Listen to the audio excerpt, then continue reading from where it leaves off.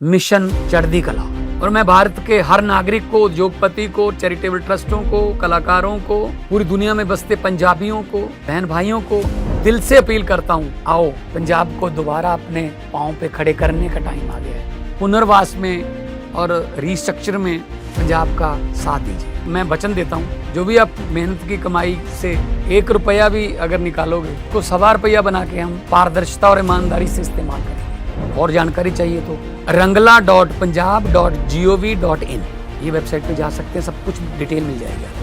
आओ मिलकर हाथ से हाथ जोड़ के एक ऐसा पुण्य उसमें योगदान डालें और बता दें दुनिया को कि पंजाब किसी भी संकट के सामने हारता नहीं है। नमस्कार, आप देख रहे हैं एनएमएफ न्यूज में आपके साथ शबनम। बरेली में उपद्रवियों की लगातार कमर तोड़ी जा रही है। लगातार छापेमारी पुलिस की तरफ से चल रही है। पूरे इलाके को छावनी में तब्दील कर दिया गया है। इंटरनेट सेवा बहाल नहीं की गई है क्योंकि आशंका है कि अभी भी कुछ राजनीतिक दल, कुछ शरारती तत्व बरेली का माहौल ना बिगाड़ दें। ऐसे में बड़ी खबर ये आ गई है कि समाजवादी पार्टी अब इस पूरे मामले को भुनाने मैदान में उतर आई है। योगी आदित्यनाथ को घेरने के लिए अखिलेश यादव की तरफ से एक प्रतिनिधि मंडल तैयार किया जाता है और उन्हें बरेली भेजने का आदेश दे दिया जाता है। अब ऐसे में ये नेता आज सुबह सुबह बरेली पहुंचने वाले थे, लेकिन यूपी पुलिस ने सतर्कता बरतते हुए, सख्ती दिखाते हुए न सिर्फ जियाउर रहमान बर्क के घर के आगे फोर्स उतार दी, बल्कि जो बाकी सांसद है सभी को न सिर्फ नजरबंद किया गया है, सभी के घर के आगे पुलिस फोर्स तैनात कर दी गई है। क्योंकि अगर ये लोग सियासी रोटियां सेकने बरेली के इस माहौल के बीच पहुंचते हैं तो हो सकता है बवाल भड़क जाए या फिर कुछ साजिश रच दी जाए। यही वजह है एहतियात के तौर पर अभी किसी भी बाहरी नेता की एंट्री पर बरेली में बैन लगा दिया गया है। किसी को भी बरेली की सीमा क्रॉस करने की अनुमति नहीं दी गई है और ऐसे में अगर कोई और अगर हिमाकत करता है तो या तो उन्हें अरेस्ट कर लिया जाएगा या फिर उनके खिलाफ कोई और कार्रवाई की जाएगी। तो बता दें आपको, बरेली में 26 सितंबर को हुए सांप्रदायिक हिंसा के बाद हालात संवेदनशील बने हुए हैं। इसी बीच समाजवादी पार्टी के नेता प्रतिपक्ष माता प्रसाद पांडे सहित कई सांसदों का एक प्रतिनिधिमंडल आज बरेली जाने वाला था, लेकिन जिला मजिस्ट्रेट बरेली ने पुलिस आयुक्त लखनऊ और अन्य जिलों के पुलिस कप्तानों को पत्र लिखकर निर्देश दिया कि बिना अनुमति कोई भी राजनीतिक प्रतिनिधि बरेली की सीमा में प्रवेश न करे। आदेश में साफ साफ कहा गया, हालात को देखते हुए जनपद की सुरक्षा बनाए रखने के लिए बाहर से आने वाले नेताओं को रोका जाए। इसी आदेश के बाद लखनऊ पुलिस ने नेता प्रतिपक्ष माता प्रसाद पांडे को नोटिस दिया। उनके लखनऊ स्थित आवास पर रोकते हुए बरेली न जाने की हिदायत दी गई। पुलिस ने साफ साफ कहा, अनुमति के बिना बरेली जाने की इजाजत नहीं है। अब ऐसे में सपा के नेता प्रतिपक्ष माता प्रसाद पांडे अपनी मांगों पे अड़ गए, पुलिस पर आरोप लगाने लगे, योगी आदित्यनाथ की सरकार पर आरोप लगाने लगे। क्या कुछ कहा उन्होंने, इस पूरे मामले पर तंज कसते हुए आपको सुनवाते हैं। बरेली की घटना के बारे में जानकारी करने के लिए हमारे राष्ट्रीय अध्यक्ष जी ने एक प्रतिनिधिमंडल बनवाया हमारे नेतृत्व में जाने के लिए। उसमें कई सदस्य हमारे एमपी लोग हैं और सब हैं, लेकिन मैं यहाँ था नहीं। मुझे सूचना मिली शाम को 5 बजे तो मैं वहाँ से चला और रात को जब 12 बजे यहाँ अपने घर पर आया तो इसके पहले की जाने की कोई बात हो, तमाम बड़ी संख्या में पुलिस थी और हमको एक नोटिस पीजीआई थाने का समझा दिया। दरोगा ने मुझे कहा, आपको अपने घर में रहना है, घर से बाहर नहीं निकलना है। हमको दरोगा चिट्ठी लिखता है, कलेक्टर लिखता है तो मान भी लेते।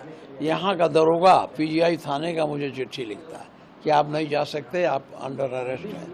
इसके बाद फिर इस समय डीएम का चिट्ठी आया वहाँ का बरेली का। उन्होंने भी यही कहा है कि यहाँ आपके आने से माहौल बिगड़ेगा, आप यहाँ ना आओ। सपा का डेलीगेशन जाता है, उससे पहले हमेशा रोक लिया जाता। पिछली बार मुरादाबाद जा रहे थे तो भी कहा गया कि धारा 44 लागू हो, माहौल बिगड़ेगा। इस बार बरेली जा रहे थे, फिर से डेलीगेशन रोक लिया गया। आप हैं, जियाउर रहमान बर्क हैं, कुल 14 लोग हैं, तो क्या बाकी जो सांसद हैं वो पहुंचेंगे और माहौल क्यों बिगड़ने लगता है? देखिए, माहौल कुछ हम लोग नहीं बिगाड़ते, ये अपनी कमियों को प्रशासन अपनी कमियों को छिपाने के लिए हम लोगों ने जाने देना। इन्होंने जो वहाँ ज्यादती होगी, जो गैर कानूनी काम किए होंगे, जो अवैध ढंग से गिरफ्तारियाँ की होंगी, उसके बारे में हमको जानकारी मिल जाएगी, इसलिए नहीं जाने देना। नहीं तो क्या अब आगे का क्या निर्णय रहेगा, किस तरह से आगे इसको देखेंगे? अब हम अपने पार्टी के लोगों से बात कर लेते हैं और उसी हिसाब से तय करेंगे। तो अभी क्या अखिलेश जी से इसकी बात हुई? अखिलेश जी यहाँ हैं कहाँ, वो तो लंदन में है।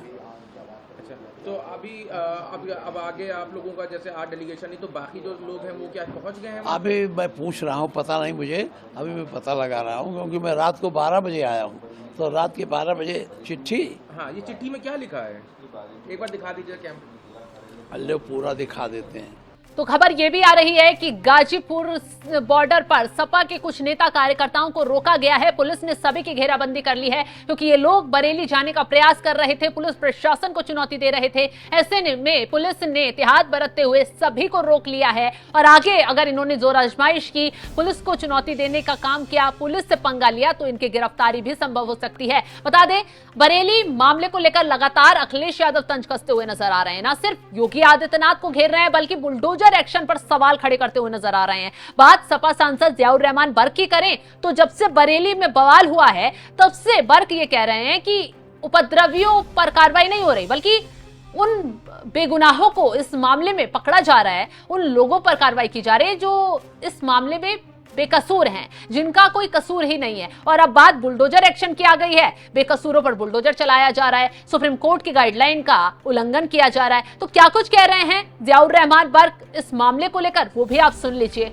जिस प्रकार से पहले तो बरेली में जो घटना हुई, मैंने खुद अपील ये की थी कि शांति व्यवस्था कायम रहे और पुलिस प्रशासन से भी कहा था कि दबाव में आकर के इस प्रकार की कोई कार्रवाई नहीं की जाए कि जो मजलूम लोग हैं उनको जबरदस्ती रिपोर्ट में नाम शामिल करके जेल में घुसा जाए।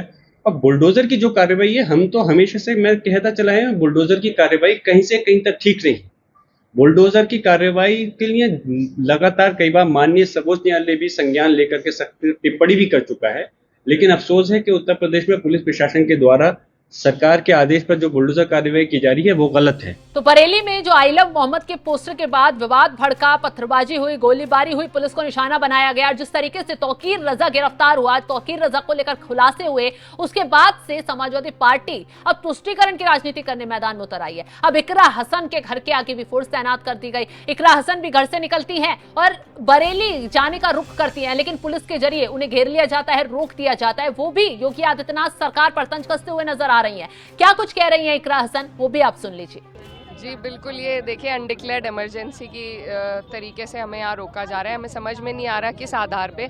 हमारा आग्रह है प्रशासन से कि हमारे साथ चले, हम कुछ छुपाना नहीं चाहते, कोई एजेंडा नहीं है, ना हम कोई चोर चक्के अपराधी हैं, जनप्रतिनिधि हैं, इलेक्टेड रिप्रेजेंटेटिव हैं। किस आधार पे हमें रोका जा रहा है हमें समझ में नहीं आ रहा। उत्तर प्रदेश का हिस्सा है बरेली, हम सब वहाँ के रहतवान भी हैं, वहाँ के जनप्रतिनिधि भी हैं। एक समाजवादी पार्टी का हमारे राष्ट्रीय अध्यक्ष के निर्देश अनुसार जो जनप्रतिनिधि मंडल अलग अलग जगहों से बरेली की तरफ रुख कर रहा था, सभी को रोका जा रहा है। क्यों रोका जा रहा है ये हमारी भी समझ में नहीं आ रहा है कि ऐसी कोई कानून है जिसके तहत इस देश में घूमने से किसी को भी रोका जाए।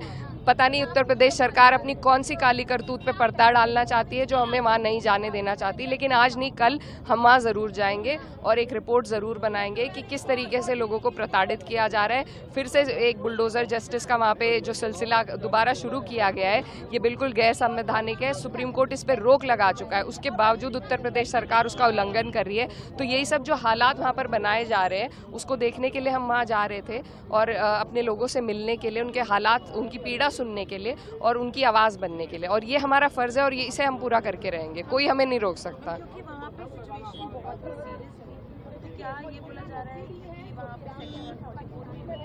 मैम, हम लोग कोई आतंकवादी नहीं है, हम अपराधी नहीं हैं, हम चोरों चक्के नहीं हैं। हम लोग सब संविधान के मूल्यों का बहुत आदर और सम्मान करते हैं और उसी के तहत जो अधिकार हमें मिले हैं, हम जनप्रतिनिधि हैं, हमारा फ़र्ज़ है, इसीलिए हम वहाँ जाना चाह रहे हैं। कोई व्यवस्था हम ख़राब करने नहीं जाना चाह रहे। और अगर प्रशासन को यही डर है तो प्रशासन हमें साथ ले ले, पीछे 10 गाड़ी आगे 10 गाड़ी, हमें उससे भी कोई आपत्ति नहीं है। हम सिर्फ वहाँ पे संवाद कायम करना चाहते हैं, वहाँ के लोगों से बात करना चाहते हैं और हमारा कोई एजेंडा नहीं है।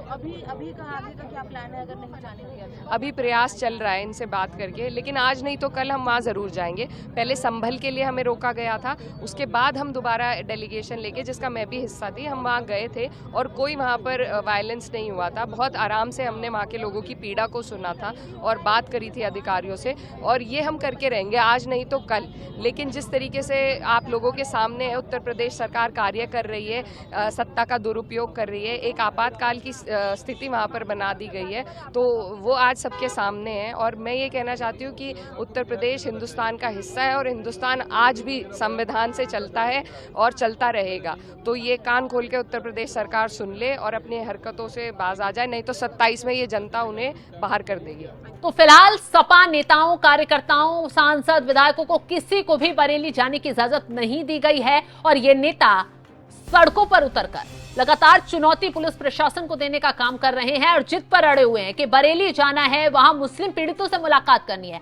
पीड़ित वो इनकी तरफ से कहा जा रहे हैं, सपा नेताओं की तरफ से उन्हें पीड़ित बताया जा रहा है जिन उपद्रवियों को पुलिस गिरफ्तार कर रही है, जो पत्थरबाजी में शामिल पाए गए, जिन्होंने बवाल भड़काया, जो सड़कों पर भीड़ इकट्ठा होकर पुलिस को मारने को उतारू हो गई। जब पुलिस ने लाठीचार्ज किया तो ये लोग खदेड़ते हुए नजर आए और उसके बाद जब गिरफ्तारियां होती हैं तो समाजवादी पार्टी के नेता इन लोगों को मरहम लगाने मैदान में उतर आते हैं। अखिलेश यादव लगातार योगी आदित्यनाथ को घेरते हुए नजर आते हैं कि इस मामले में कार्रवाई गलत तरीके से हो रही है, एक पक्ष को टारगेट किया जा रहा है, तमाम तरीके के ये आरोप लगाए जा रहे हैं। अब समाजवादी पार्टी अब बरेली मामले को भुनाकर कहीं ना कहीं इस मामले पर पूरी तरीके से राजनीति करती हुई नजर आ रही है। कांग्रेस भी इस मुद्दे में कूदी है, कांग्रेस ने भी योगी आदित्यनाथ पर तंज कसा है, लेकिन योगी आदित्यनाथ की तरफ से साफ साफ कहा गया है कि उपद्रवियों को किसी हाल में बख्शा नहीं जाएगा, अशांति फैलाने वालों को किसी हाल में छोड़ा नहीं जाएगा। और जो कार्रवाई हो रही है वो ठीक तरीके से हो रही है। पुलिस का भी यही कहना है कि कार्रवाई बेकसूरों पर नहीं हो रही है,